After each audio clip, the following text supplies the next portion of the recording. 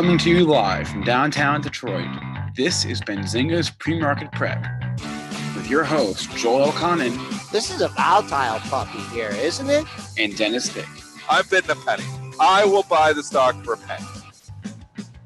With everything you need to start your trading day.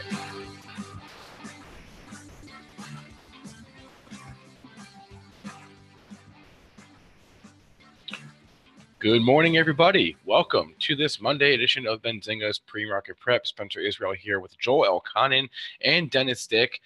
On the show today, we've got some M&A Monday a little bit happening. Dr. Pepper apparently taking Keurig over from Jab Holdings. We're talking about Goldman Sachs' interesting trading action this morning. We have some earnings to discuss as well, Lockheed Martin and Under Armour.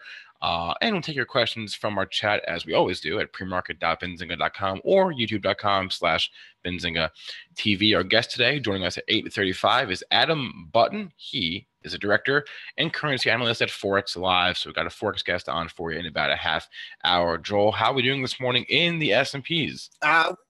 In the red here by $7.75. We made a new high over Friday's high. That was just a crazy rally on Friday. We could talk about that in a little bit.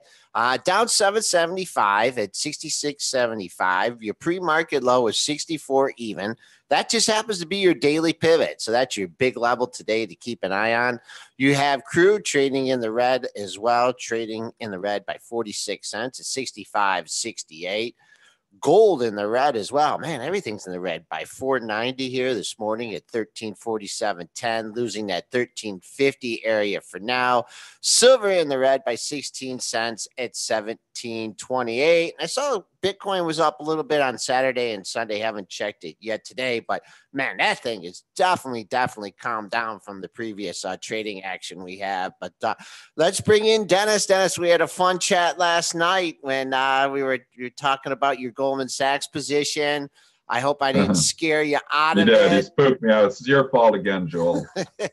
Your fault again. No, I got up early and covered my Goldman, but anyways, it's still trading higher. The reason, Goldman on the cover of Barron's. So I would think that would be worth more than being up 0.25% here right now in the pre-market, but apparently not. You know, we are down in the overall market, so that's going to weigh on stocks overall. But when you think about it, I don't know. I think I would have thought that Goldman would be up a couple bucks on this. Mr. Market's helping you out a little bit, right? I mean, the SPOOs are down 7.5, so it's holding up pretty good on a relative basis. If I told you the calls that I talked with Nick about last week, if I told you the calls he had on it, you definitely would have been doubling up and go the other way. He's long some 300 calls in this thing. He thinks it's a major breakout. Basis a daily chart, you do have a breakout over this 262 level. We talked about that 4 times. Let's see. I'd love to see it come back in at 260, 262. But, you know, it had 1, 2, 3, 4, 5, 6 days in a row. You were taking it home because of it had sell imbalances for the last 3 or 4 days, correct? Yeah, that's exactly why I've been taking it home short. And maybe that's what they're anticipating here this morning, because we have seen a big seller in Goldman for 4 days in a row on the open, selling over 100,000 shares for 4 days in a row. So it is a trend. And maybe that's why people are hesitating here this morning to buy it on that Barron's report, because not only is it getting some love from Barron's, it would be getting love from the TLT as well, because the TLT is getting crushed this morning, down $1.17. That's got to be good for banks. I mean, some of the banks are not trading up much in the pre-market, but I think that's just more to do with the overall market being down. But they are trading up. Bank of America is trading up a nickel. Citigroup is trading up a nickel. Wells Fargo is trading up 15 cents in the pre-market here. Typically, when the TLT is down this much, it doesn't even matter what the market is doing. Usually, banks will be higher. So that trade worked last week when we talked about it. I think the trade probably works here today. I'll be looking to buy banks here on the open if the TLT remains weak. What do you think's a magic number? As far as the interest rates, and they talk about 2.5%, 2.6, 2%. I mean, I think even 3 is not going to shake people out of the market. I mean, that seems to be like a big concern with the rates, but I don't see it being a concern. I mean, 3%, that's paltry compared to what you can get in the stock market, right? Well, that's exactly it. I mean, that's why everything keeps moving into the stock market. When you look at bonds, it's a no-go. I mean, you want to get 2.6 on the 10-year, and when you can get 2.6 in a week in the market, everybody's been scrambling. It's nobody going into that stuff. I mean, even the preferred market has been quiet here. It's all about the equities. I mean, when you're up this much, like how much are we up this year already on the S&P futures? I heard it's the best year start to a year since 1987, but what are we up already? I think it's like 7% already. We're up 7% 1 month. It's incredible. This is kind of the melt up. And this is, when everybody says, I've got to be in. And that's what we're in right now is like, there's just no pullbacks. Like this pullback today. How many investment managers, how many money managers are saying, I need to get in this market and are buying this pullback? All of them, I think. Do you think we're closing down today? Seriously. Do you think we're going to close down today? And chat, what do you guys think? Do you think we're going to close down today? Well, I mean, we got a good as chance as any to, close down today, but I want to make, I know you're going to want odds on it, but I think we close down today, Dennis, but I'm not giving. You're going for the down. I mean, we're starting the hole, but I think we're going to close green today. I would want odds, obviously, because you'd be getting a running start on me, but my betting isn't shorting it this morning. I've never, I haven't been making money in the last 3-4 years by shorting the S&Ps when we're down 5. Start. No, and we call it shorting in the hole. I know there's a different thing, but we call it shorting in the hole, at least on this desk. And I've not been making money doing that. So I'm keep playing what's working. And you know what that is? It's the BTFD, buying the dip. That's what keeps working. Difficult question already from Chili Trader. Dennis, can you explain the Dr. Pepper Snapple deal? Dennis, can you? Well, I think that's actually not that hard to explain. I think Spencer can explain this one. Spencer's got it. He's like, I got this. I don't know. I can. All right. It's a little confusing. So can you go on the screen, please? Can we see you when you're talking? We want to see Spencer on the big screen. We want to see Spencer. Sure, there. Oh, there we go. go. Got this zoomed up. We want Spencer on the big screen. Yes, He's got this. Okay, so Dr. Pepper, I'm sorry, not Dr. Pepper. Jab Holdings took Keurig private in December of 2015 for what, $92 a share. This morning, Dr. Pepper. Getting nervous. Yeah, Dr. Pepper. No, I'm not. Dr. Pepper and Keurig are merging. DPS shareholders are getting $103.75 per share in a special cash dividend, and they're retaining 13% of this combined DPS Keurig Green Mountain company. Also, Mondelez owned when Keurig Green Mountain got taken out. That was led by Jab Holdings, who's private equity, but there's other shareholders involved there. So Mondelez will own 13 to 14% of the new combined Keurig DPS company after converting their shares to this new combined company, whatever that name is. And they have a right to nominate 2 board members. So basically, if you're a DPS shareholder, you're getting a special cash dividend of $103.75 per share. Plus 13% of this Plus new 13% company. of the new company, right? So that is why, so anybody coming in saying if the 103 deal, why is it 129? Because you're also getting 13% of the new company. So you get 103 in cash, which is 8 points better than it closed on Friday, plus the extra little bit of the new company. And that is your answer as to why it's trading up at $130 this morning. So 33 points, that's your big winner of the day is DPS. I wouldn't, not have thought that closing on Friday that we'd be looking at Dr. Pepper Snapple as the big winner of the day. But M&A, we've had some merger Mondays happening here. It seems like every Monday we come in, we get a big deal. And here's another one. I mean, now you start thinking about other drivers for this market to go higher. And if you start getting M&A action where you're getting fairly major companies getting bought out for 35% premiums, there's going to be more driving, the market there as well. There's so many catalysts to keep driving this market higher. Are you trying to drive the SPOOs higher here? Down only. Are they driving? Is my talking driving it higher? No. Still down 7. Am I that influential that I can come on like these fast money people and drive the whole S&P higher right now just by speaking bullishly? I don't think so. All right. Coke, Pepsi not trading much. Pepsi up 24 cents. Got Coke up 2 cents. I mean, kind of hard to drive, to find a catalyst here for these other stocks or sympathy plays. Mondelez is trading up 28 cents at 44.70. They got real excited on DPS. They took it up over 135 here. Currently trading at 130.12. They took it to 136.98. But if you're trying to trade this DPS today, what are you watching? It's tricky. This is a tricky valuation story here because you don't know. You got 13% of a private company. So what do you really got? So this is going to be a tricky one for M&A traders to figure out. It's not, this like a slam dunk, for the risk arbs to figure out this one. And a lot of the risk arbs, which we're going to have a nice tangent here, Joel. Yeah, a lot of the risk arbs got spooked on Friday. I was one of them. And I can tell you, I lost 2% in one trade on Friday, and it was my best trade of the year. You're like, how can it be? How can you lose 2% and be your best trade of the year? How can you lose money and that be your best trade of the year? I'll tell you why. Because I had the DVMT BMW pair on. I had it on. Definitely the wrong way to start my day. And if you look at these two stocks, so the news we know from Friday, which we talked about on the show, Spencer had given it to us, that Dell is talking about taking VMware private. And then we talked about, how DVMT, the VMware tracking stock, which is called Dell Technologies, but it's really just the VMware tracking stock, it usually trades along with BMW. I trade that all the time, that relationship. DVMT has like a 97 or 98% correlation, at least over the last year, with BMW. So BMW goes up 10%, typically DVMT will go up 10%. That was not the case on Friday. You had people were calling it on Twitter, Armageddon. I saw one tweet go I by. like that. Instead of Armageddon, because the risk arbs are all in this. So technically speaking, DVMT should track VMware. That's its whole point. It did not on Friday. And why is that? So this spread at one time, which has this correlation, these things never deviate from each other hardly at all, blew out 30%. I had it on. I took a 2% loss because I was like uncertain about what they were going to do here with this relationship because of this news. And uncertainty equals I lighten my position first of all, and if it starts moving against me, I get out. And that's what I did. And man, I got so lucky that I made that call because I could have really got hurt on this. And at one time, obviously, it went as low and the spread blew up 30%. Where DVMT, if you look at the charts and you can bring the two up maybe against each other, was down as much as like 12 points, and VMware was up like 20 points. So risk arbs are scratching their head saying, "What the heck is going on?" I'll tell you what the heck was going on. In my opinion, and this is why I got out of the position early.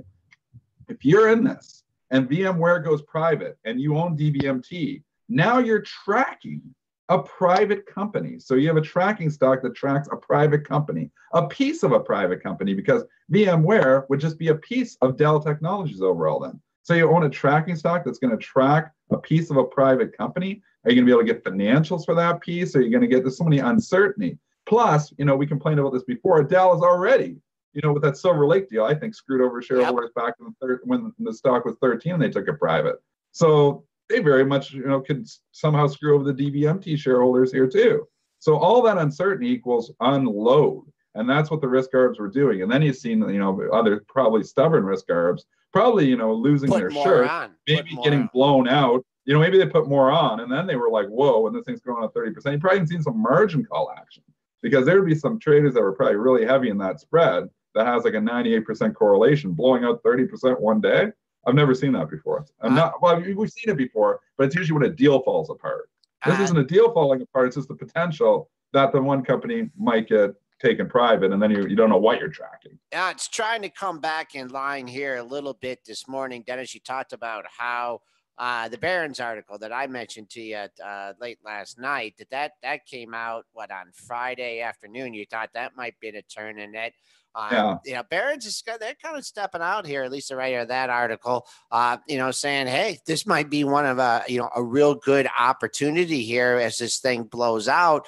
But your concerns, if that goes private and then you're tracking a private stock, I just think it's been a good run here for the people that have been on both of those, and they just, they blew out. Or one who would, people that are long the Dell Technologies but not doing the ARB, they don't like the way this looks. They could care less about the historical correlation in the spread. They're selling. They caught people, and we'll see. If I really don't think that was it, though, Joel. I think this action was totally our blowout because I know how many traders put this type of stuff on, and I have it on too. So I agree that there may be a little bit of selling from the uncertainty, maybe a shareholder of that.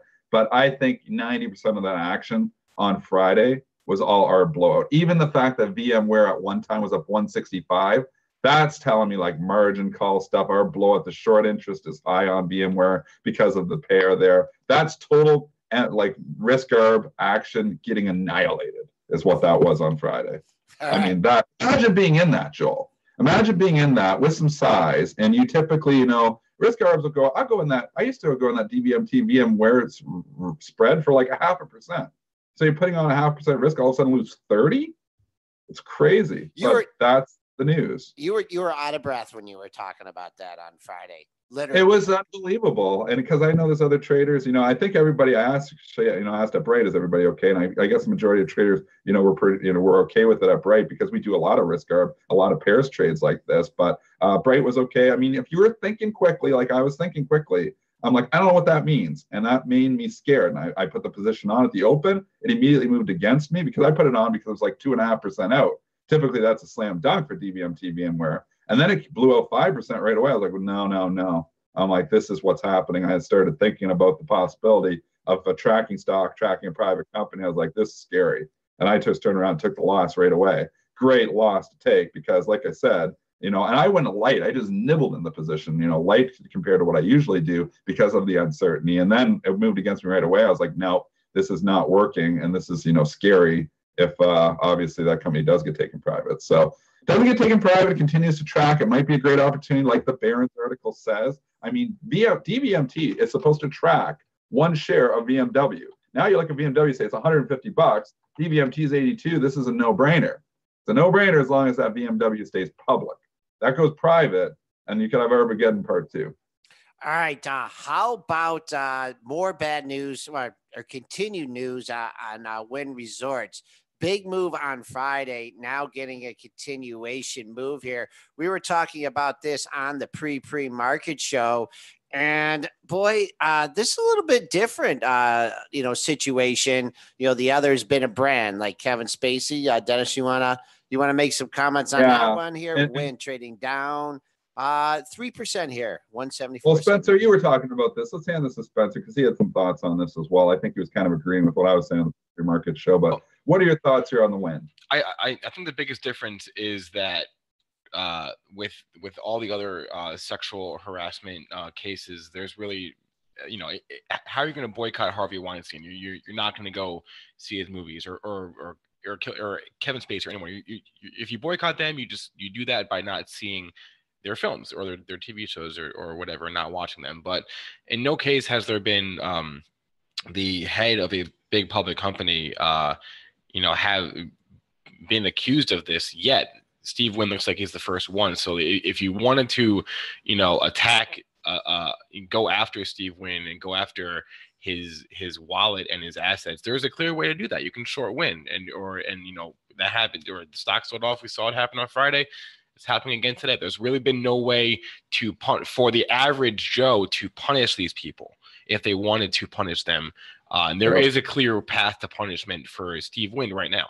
So the clear path to punishment for Steve Wynn is to not go to Wynn Resorts. And that's what the little guy will do, I think. I think this is not just, okay, so let's look at what happened to the brand of Chipotle when they had their first E. coli incident. Okay, it went down a bit, but then they had another incident, and then it went down more. This is completely different, but it's kind of the same as well. Their brand got tarnished, and CMG is in the gutter for years because of it. This is not brand tarnishing. This is brand annihilation, in my opinion. You have, a sexual harassment charge, and there's probably going to be more to come.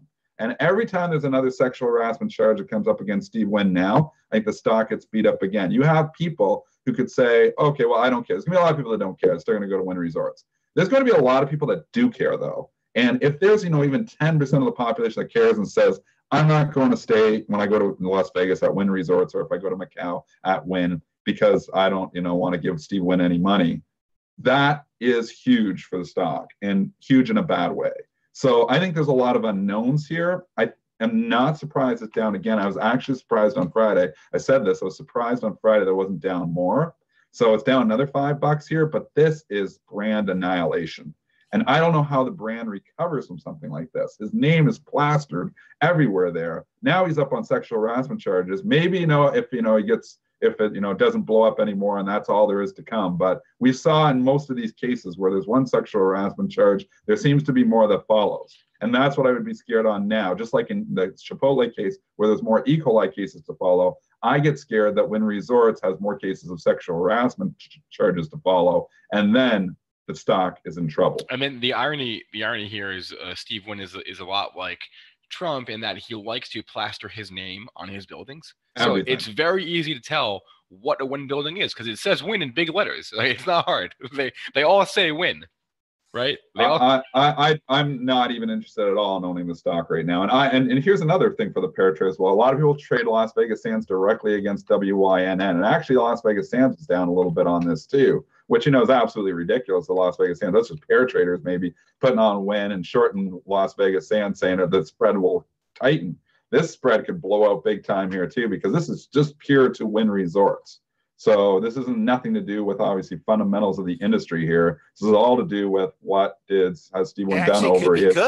Could be good for some of these other, I think so. Yeah, I think right, because lost business from Wynn could go into these other casinos as well. It's not bad for them at all. So I don't know. I'm very, people are coming in and I've saw multiple times saying, "Oh, Wynn will bounce right back." I don't know on this case. I think you're in the early Chipotle days here. And if there's no other cases of sexual harassment, maybe this gets forgotten and swept on the table. But if a couple more cases come up, man, I think this Wynn stock could be in a lot of trouble. So I'm more prone to sell the rallies as to buy the dips on this one. All right. I don't know if it was Edge Seeker, somebody in the chat. Looking at a double bottom here. That's basis the 15-minute chart, low at 173, 172.60. $2 comfortably above that at this point. For me, though, I have to go to the daily charts because this stock has had one heck of a run. So keep that in mind that, maybe the people that tried to, buy the dip in here, it's, having the thoughts that it will bounce back immediately. They're caught here. And I'll tell you right now, there's you see the air when this thing went from 160 to, 185. There's air on the daily charts. Maybe wait for this thing. See if you get a chance to buy this at the $160 area. You had 3 or 4 lows. I wouldn't be touching it on the long side until you could get, can you imagine people wanting out at the mark today at 180.29? I don't think there's no way. Yeah, 3.5 million shares traded on Friday, 22 or on Thursday, 22 million on Friday. You can find some daily lows in between here, between this, 160 is actually where it broke out from. You got a gap in that area. So maybe if you're looking at this as a long-term investment, see if it can get a close over 180.29 and see if it comes down here. Luke, I know you don't want to hear that about winning the 160s, but Luke was a fader of the move. He's confident they're going to overcome this, but has there been any response from Wynn Resorts? Steve Wynn, have they made any comments on this? Or he said the allegations are preposterous, but we're in the first inning of this, so that's the thing. Great point, Spencer. We're in the first inning of this. Do you want to come and buy this stock in the first inning? I think there's more allegations potentially to come. There's a lot of unknowns here, so we'll just leave it at that. I'm not going to speculate, I guess, here on more allegations. But if I'm trading here, I'm saying there's so many unknowns. I don't want to own Wynn right now until I know a little bit more information. Maybe he's innocent. Maybe he didn't do any of this stuff. And, maybe, and then that would be the stock would come back from that. But we saw what happened, with the brand of Kevin Spacey. There's no way to go publicly trade, like you said, Kevin Spacey and then he gets, moved out of Netflix. He's gone. The brand is destroyed. This destroys brand, but it's not only destroying his own personal brand, it's destroying the brand of his casino. That's the difference. So I'm very scared to be buying Wynn here at these prices. All right. Jump over. We haven't even got to an earnings stock here yet, and we have a big earnings week. Joel, you were saying on Thursday, that's going to be the big day, obviously, when we get, who's the report? Amazon, Google, Baba, and Apple are all Thursday. Wednesday after the bell is Microsoft. So huge week here. And then obviously we've got a lot of other reports here as well.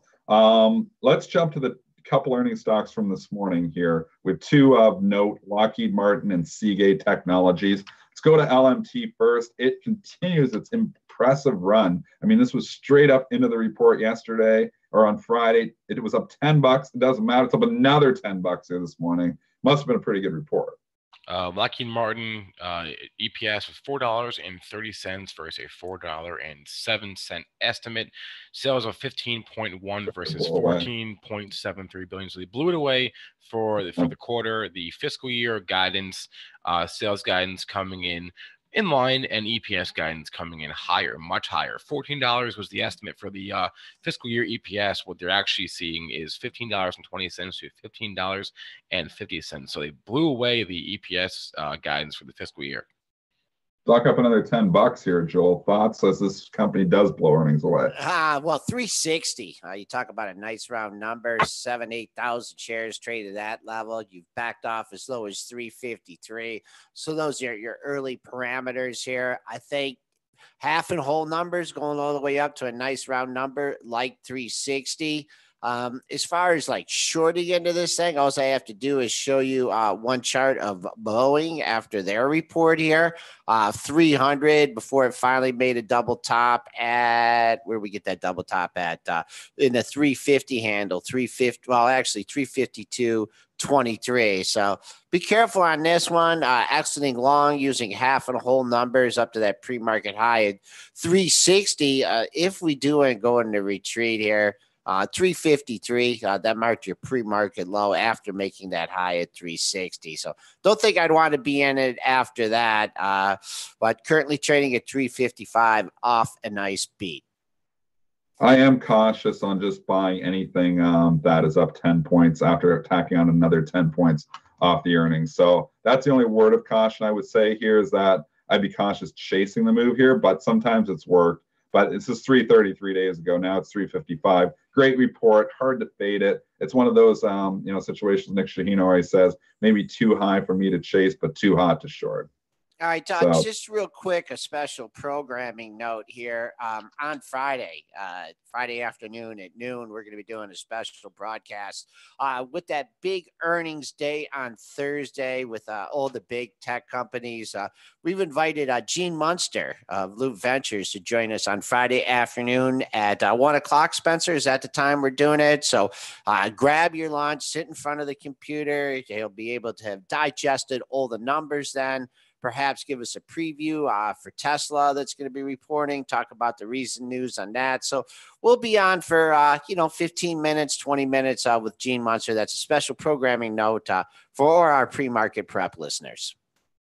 Jump over to the other earnings report, which is Seagate Technologies, STX, and that stock is trading up in the pre-market as well. So here's a stock that has been on an incredible run too. Joel, I wish I would have bought this thing down and had the 7 or 8% dividend when it made all those lows in the 30s. It's almost doubled here in the last few months. I mean, they were buying the dip on every technology stock, and that one was a real laggard for a long time. No longer the case. Seagate is back with a vengeance. Spencer, give us the details on the report. $1.48 versus $1.35, and sales of 2.91 versus $2.86 billion. So beat on the top and a beat on the bottom line as well. Go ahead, Dennis.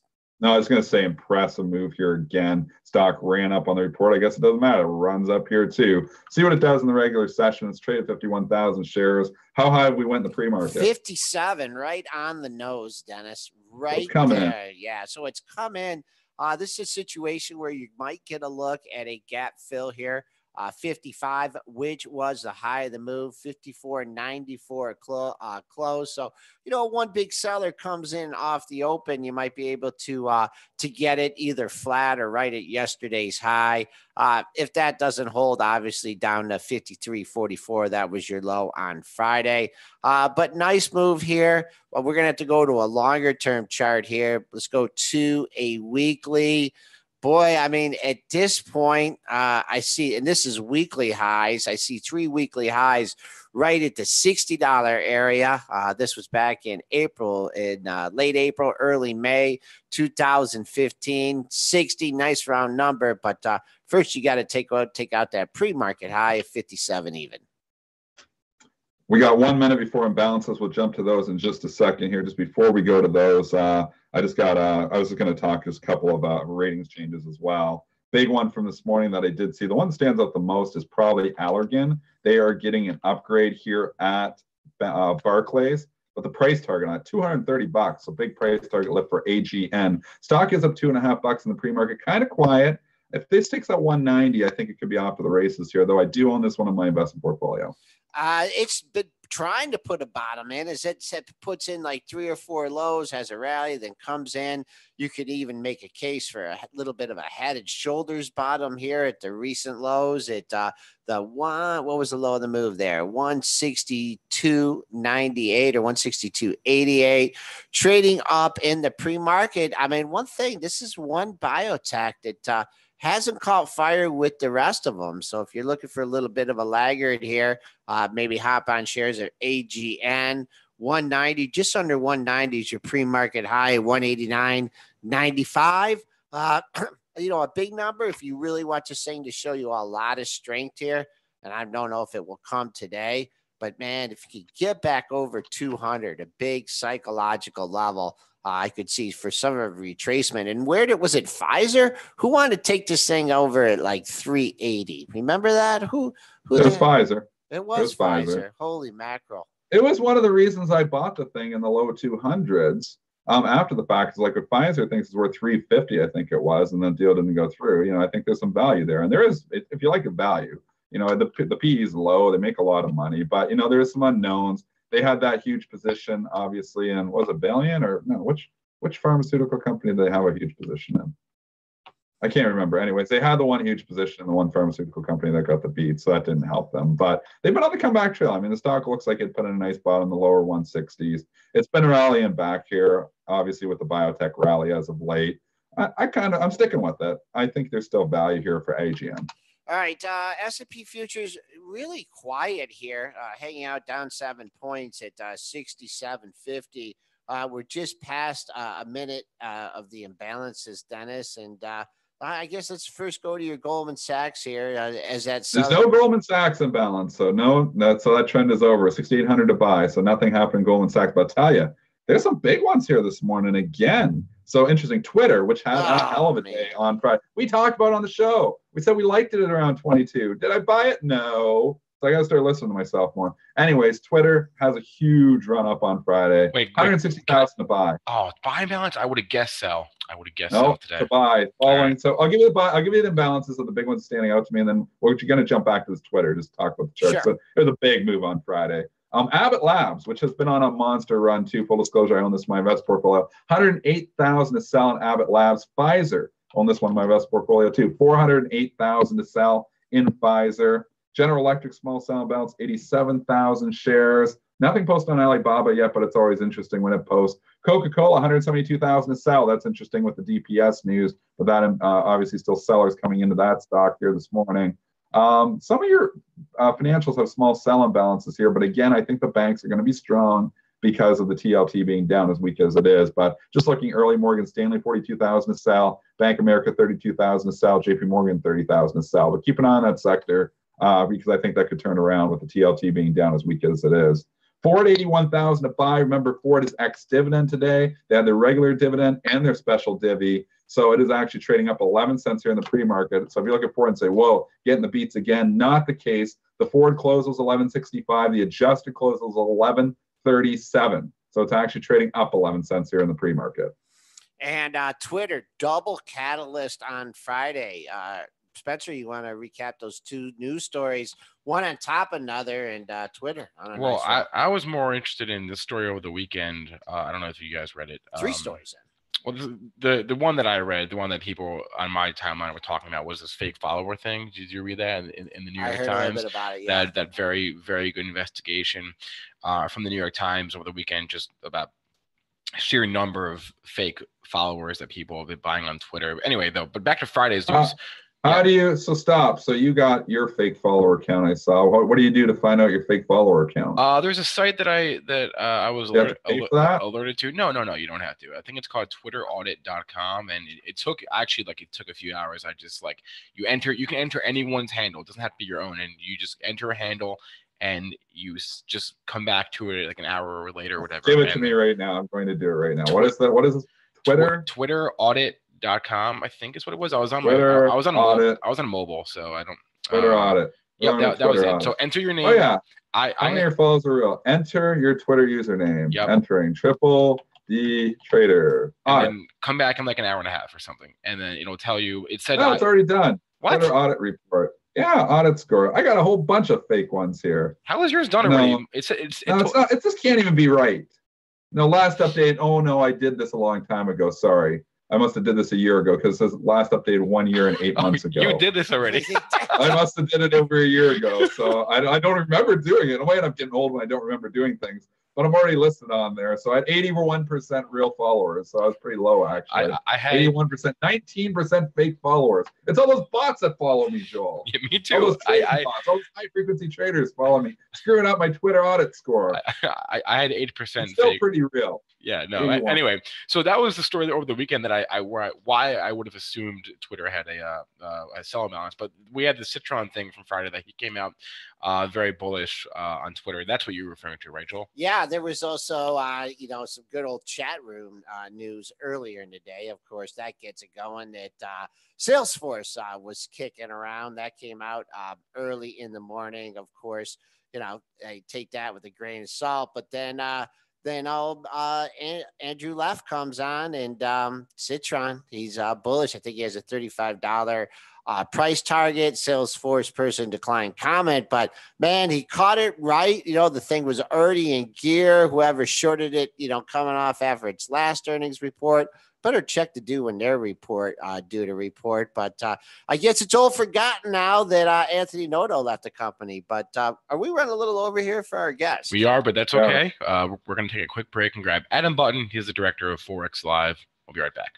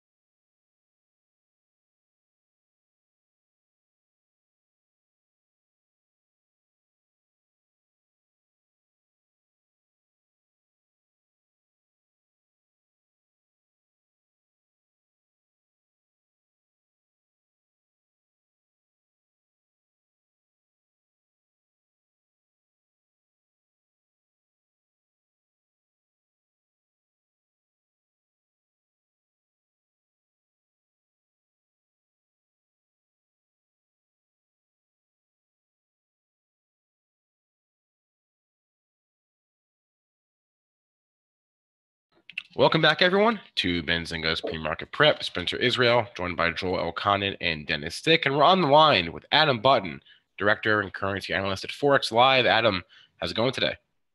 Hey, it's going pretty good. Hot start to the week here and another Monday. Probably going to be another crazy week in the market.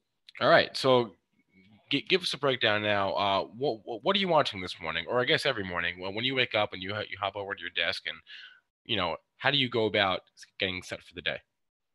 Yeah, I mean, first thing we always look at is the calendar. There was a little bit of economic data today on U.S. Personal income and spending. It was a tad on the strong side, and the dollar's doing a little bit better. I mean, like everyone, I check the ticker, look at the futures, and see what markets are moving today. And it's a bit of a bounce back day for the dollar. But in general, you just try to figure out, in the FX market, it's 24/7. So you just try to figure out what happened while you were sleeping, if there's anything you need to know about. All right, let's talk about that dollar. So it got hit, what was it, last week or the week before now, on Steve Mnuchin saying that, weak dollar isn't the worst thing, but no, hold the phone. Apparently that got taken out of context, as he said last week at Davos. But the dollar didn't seem to rebound too much, even though he said that's not what I meant. They didn't take the whole quote in context. So what's your take on all that? Right. I mean, the U.S. dollar has been struggling for a long time, and it was one of those things from Mnuchin that when something's kind of falling, if you give it a bit of another nudge, it's going to fall, and it's going to fall faster. So, they're trying to save the dollar, but it's very difficult right now. I mean, today there's some data, but the U.S. economy is doing great, and the dollar is just struggling. But it's a matter of some of these other economies that are earlier in the recovery attracting the investment flows. By that, you mean emerging markets, China, India, Brazil, etc.? Yeah, I do. I put Europe in there as well. It's a dramatic, incredible, euphoric market right around the world. I mean, Chinese stocks are up 80% in 2 years, 8 shares, and they're breaking out right now. It's a market really unlike one we've never seen, where every single equity market in the world is just raging right now. So then what do you do, in this market, in this kind of market? How do you position yourself? Right. I think you look at, in terms of FX, you look at some of those things that were beaten down, like the euro. I mean, it was at levels that were depressed. And so you look at that, you look at the yen as well, which has been held down for so long. And then you factor that into the equity market gains. And you get this double whammy, and nobody is taking the hedge anymore on any of these FX trades. And you had all this money, I think, during the European crisis, during these struggles in Japan, during this uncertainty in China, went into the United States. And I think a lot of it is leaving that would normally be back. And we're just getting back towards some sort of neutral level. But in the bigger picture, I mean, it's insane in the stock market. You buy anything, it goes up. So it's just like a game like Bitcoin or something right now, where you buy and you hold on until you think it's just gone way too far and gotten way too crazy. Yeah, I wanted to mention that to you, observing the foreign currency markets here. We haven't had you on in a while since Bitcoin took off. I mean, is it taking anything away from the currency trading? Just give us, is it something you're following us? Give us your perspective on not only Bitcoin, but the other cryptocurrencies as well. Sure. I mean, number one, I would say in the broader scope, I think the animal spirits are out right now, and nobody's talking about Bitcoin as a factor. I think a lot of people in other markets, and every other market, started to look at some of these returns, 70 times last year for Ethereum, 10 times for Bitcoin, and said, why am I gunning for 5% in stocks or 7% in stocks?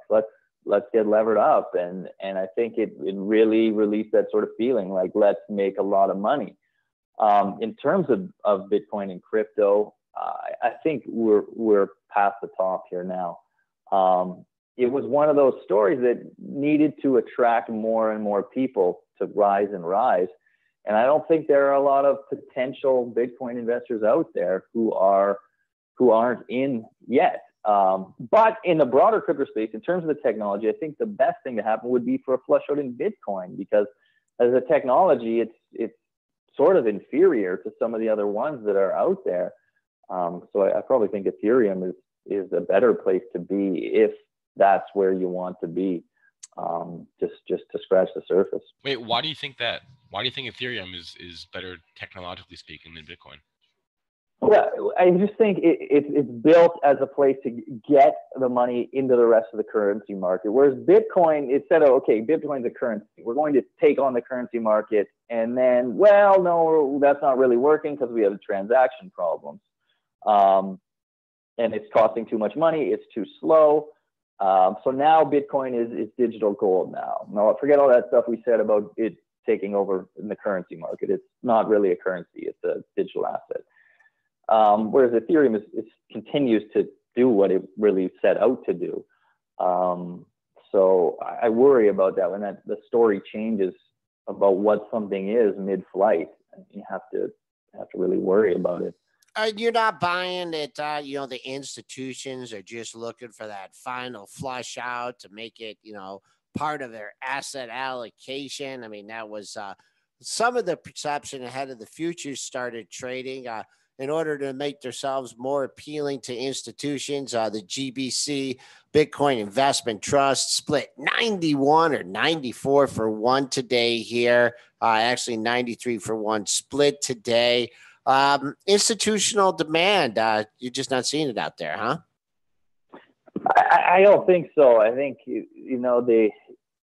it's one of those markets where anything is possible, right? I mean, it's just a psychological mania. But I think institutionals, again, are looking around at equity markets and saying, hold on a second. I can buy Intel ahead of earnings and I'm up 10%. And I can buy, Netflix up 23% last week. And so, let's maybe rethink this sort of strategy. Maybe we don't need the complete breakdown and tear down of the world in terms of Bitcoin. I mean, it's sure there are applications out there if you're in an underserved market. Obviously Venezuela, third world countries. But the applications maybe aren't quite as great as the bull case would be. But I mean, it only takes enough people to believe in it to drive the price higher. So anything is possible. But I think in terms of group psychology, we've probably crested. But time will tell. One of the stories really not talked about as much this year has been the appreciation in oil, moving up from under $60, ended 2017 at, under 57. Well, where did we close at the end of the year? Right at 60.37, hit 66.86 earlier on Wednesday last week here. Big move in oil. You're looking for a little pullback here, or things got a little bit too frothy? It just seems like $60. A lot of people, when it got above 60, are waiting to come back, and it's gone the opposite way here. Thoughts on oil? Yeah, it was interesting on Friday, the Baker Hughes rig count data, which counts U.S. drilling rigs. It was up the most in a couple of years. 12 new rigs came online, something like 750. And that's a sign to me that at we're at $66 right now. There is more money to be made in shale, and the production will start to ramp up. OPEC has dialed down the rhetoric a little bit. They'll meet again in June. And the worry is that more supply comes online. I think, though, right now, as long as this mode continues in the broader markets, as long as the U.S. dollar stays weak, we'll keep a bid in oil. I don't think it's going to roll over right away. But 70, I don't think you want to be in oil at 70 anymore. But it might get there in the next few weeks. But I think, in terms of market rallies, it has been impressive. It hasn't been talked about. And it is going to create some inflation and contribute to maybe rate hikes. So it's one of those stories that's just been lost in the incredible bull market that we're in everything. Gold recently got to its highest level since September of 2017. You had a 1372 high then. Late last week, you got near that area at 1370.50. Now clinging to 1350. Big rally even before the end of the year started here. over $100 rally here in gold. Time for a little bit of a retracement, or is this just a pause in the action and take that shot at 1,400? Yeah, I think it is the pause. I think there's a big seasonal trade through Chinese New Year in gold. It happens year after year, and it's happening again. I mean, we're already deep into it, although gold's down $5 today. But I think it's got at least another 3 weeks of legs left in it, and probably a run up to 1,400, if not very close. And then depending on the U.S. dollar, what happens next, we'll see. But it's an interesting week for the dollars. Non-farm payrolls at the end of the week. Janet Yellen's last FOMC meeting. Goldman Sachs was out with a note yesterday talking about how the Fed could take a hawkish shift, and that could be something that might take the legs out of the dollar selling and the whole really theme so far this year, including the gold rally. So that will be one to watch more closely, maybe than people had thought. We've been on the line with Adam Button. He's a director and currency analyst at ForexLive. Adam, thanks a lot for hopping on today. It's such a pleasure. Have a great week, everyone. Yeah, you too. Quick market update. S&P still trending lower this morning.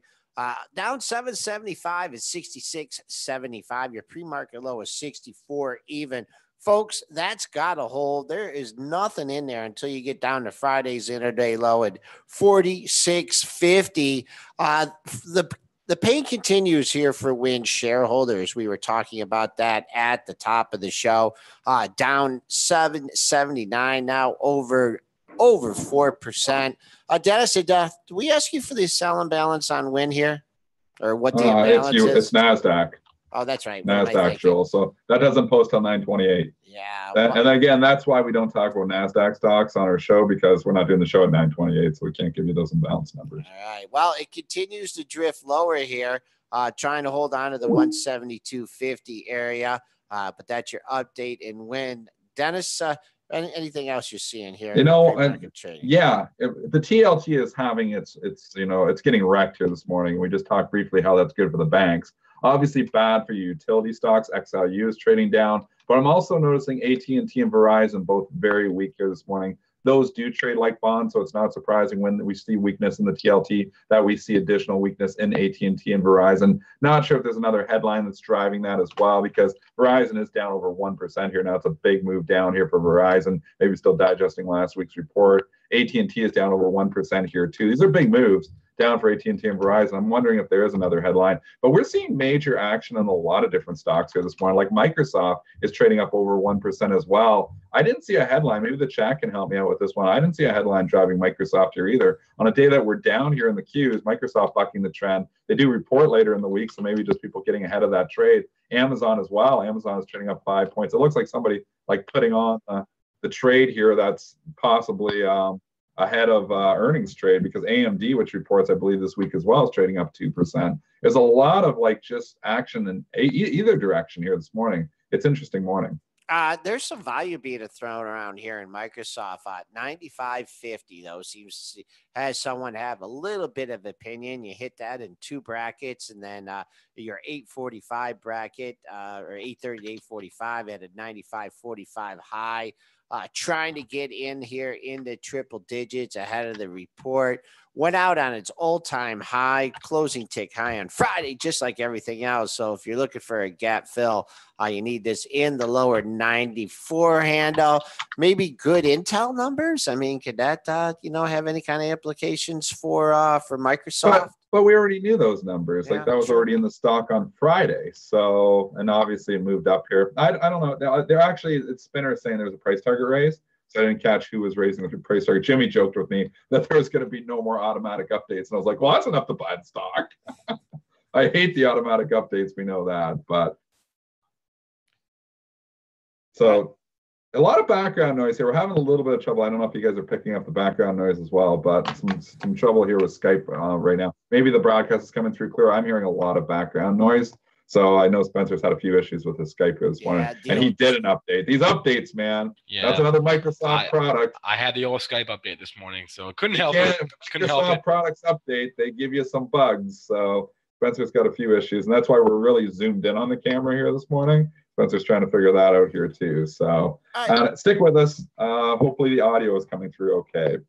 Jump back to ratings if you want, Joel. I just want to talk a little bit about Apple and not its typical earnings pattern here.